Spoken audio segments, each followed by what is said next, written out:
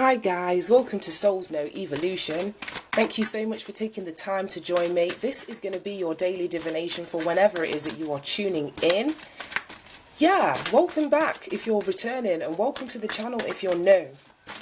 Alright, we're going to be getting a card from the Earth Magic Oracle deck to support. Ooh, that one didn't want to go back in and it popped out anyway. Support the reading. And we have Meadow, Vulnerability. Right, okay, we've spoken about this with this particular deck, and I think the first two readings that came out. And at the bottom of the deck, we've got Volcano and Volatility. Right, okay, that makes sense. Right, before I jump in, I'm going to get some charms. As I realise I can talk without the actual charms for a long time. So let's pull them first, and it will keep me focused with what I need to say. Right, okay. But what I'm seeing instantly from this is about there may be a need for you to tap into your vulnerability here, which is obvious, that's what the card says. But it's like sometimes when we're fearful of being vulnerable, it can come off in this opposite energy, volcano, volatility. It's like we can explode almost, where that's literally within our behaviour, within ourselves, because it's like we're fearful of this peace, we're fearful of, you know, even a relaxed environment around us. It's funny because the first charm that's come out is the peace symbol, and it alluded slightly to this in the last message that we had, which was harmony. Right, okay. Yeah, it alluded to it a bit in the last reading, that sometimes, especially if you're not, let's say, grown up in an environment that was peaceful and calming, and yeah, when, you know, just nothing mega happened, then it's like you can be almost trained to want things to be volatile or explosive, or you don't feel as though you're alive, or as that, you know, that you're living your life unless you have these massive moments of, whether it's joy, but then that's also, you know, counterbalanced with sadness. It's like being in this vulnerable state of the things are just plateauing is quite uncomfortable if you're not used to it.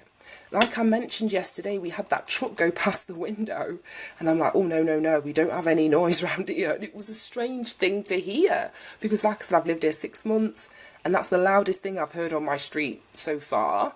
I think I've heard one police car in the 6 months that I've been here, no police helicopters, whereas that stuff was an everyday occurrence where I lived before, and it has taken a lot of getting used to. It's a slower pace of life. I haven't come across or felt the need, like I said, for this volatile energy within myself to be displayed.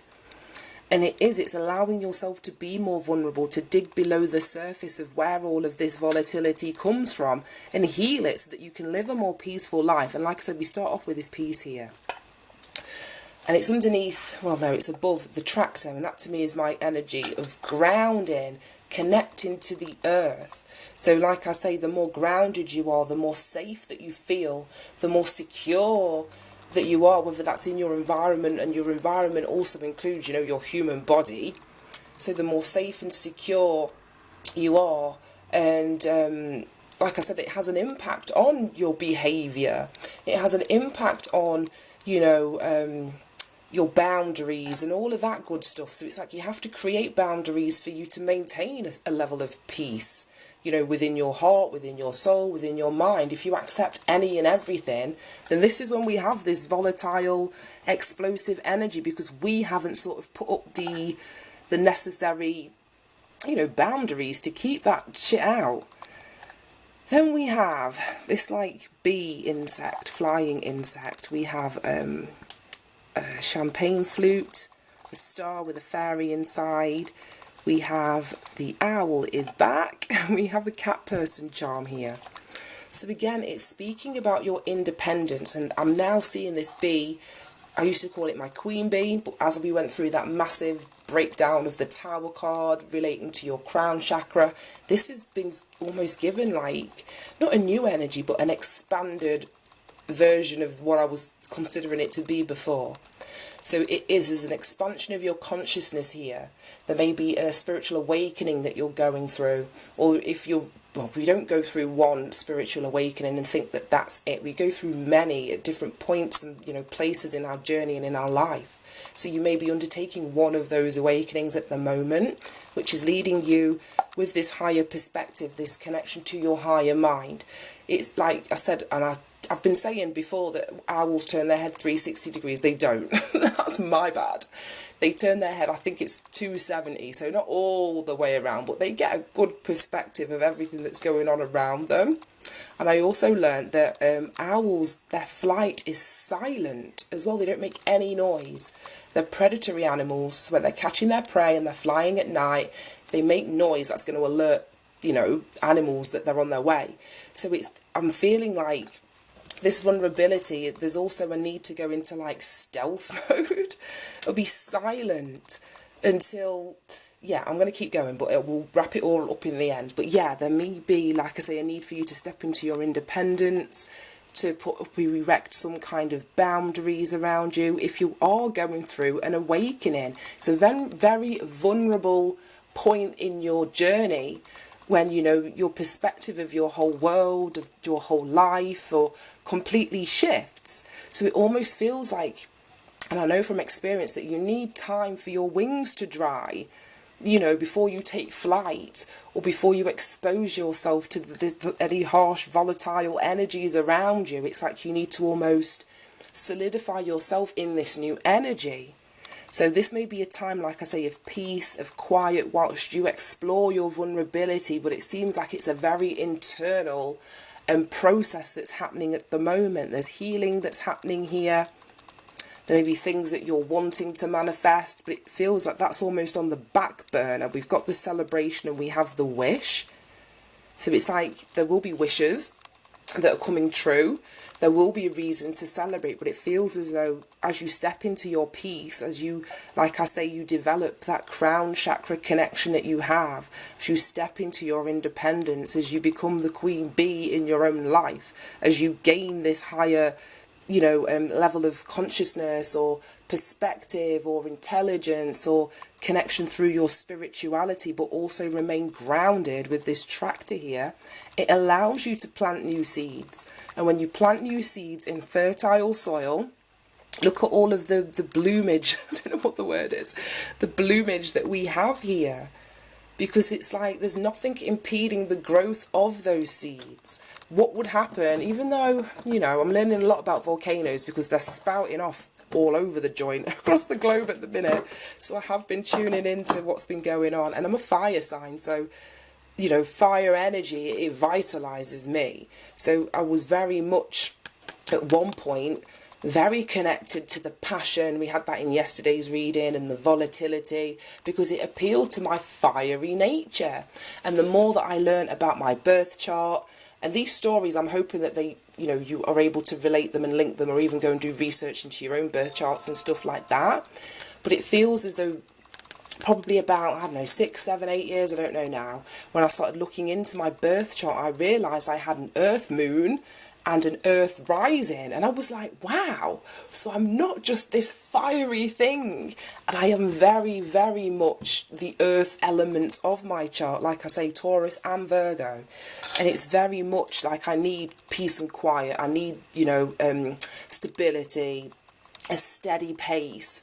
So I've been able to balance myself out with that fire energy, whereas before we only really focus on our sun sign until you step into the world of spirituality or astrology and you learn that there's anything more than that.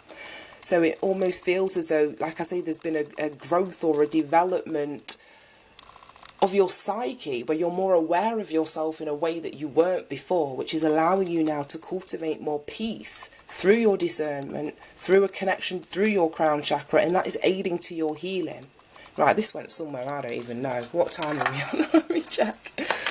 I can just talk. And it's so funny because, well, even, yeah, when I'm in conversation with people, I can talk. But outside of that, I'm such a quiet person. I like to have peace and quiet around me. But then there is that part of me, like I say, that loves to connect and that loves to conversate. But it has to be a certain type of conversation. Right, okay, we've got two I's, L-I-R-W-I-E-Y-A, another E, a blank, another A, another E. We've got loads of vowels today, gosh, a U, an O, and oh my gosh, I think we've got all vowels there. Right, okay. We've got loads in there. I can see the word liar. I can see the word wire.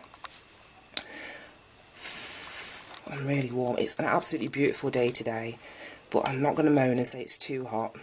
I'm going to crack open the window a little bit more. But yeah, they're your letters for the day. I can't really think of any words in here that link to, like I say, this energy that I'm reading. Outside of, like I say, you being honest with yourself about what it is that you need for your peace and for your sanity. If you are going through a process of, like I say, transferring from volatility to more vulnerability, it's about being honest. And first and foremost, that's with yourself. And because we have the word wire in there, it's like, yeah, you may be walking a thin line between the two, or teetering on the edge, not quite fully stepping into your vulnerability, but not quite, you know, on the side of volatility. And well, that's what balance is. So you may be just trying to walk the thin line between the two. I don't know. Let's read this from the book. Meadow.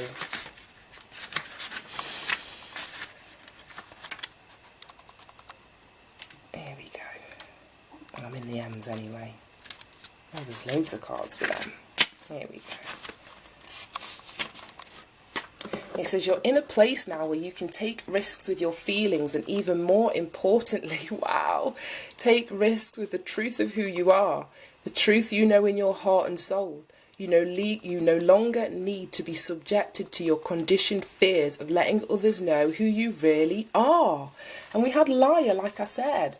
Oh, this is blowing my mind. Yes, others may judge, evaluate, criticise, and perhaps even put you down. These are very real possibilities, yet by trusting that you have the strength to deal with these reactions rather than responding adaptively and always playing it safe, you can more confidently allow yourself to be vulnerable. Always holding back from expressing your truth can create an illusion of safety, but armed with your trust and your faith, you can choose to be vulnerable and share your authentic self with the world. Wow. Wow. So like I said, it feels as though there is a stepping away from this volatility and an opening up of your vulnerability. And like I say, you've gone through some sort of awakening, some sort of process, I don't know. But you're now ready, like I say, once your wings have dried, to get back out into the world. This was amazing. Love you guys. Bye-bye.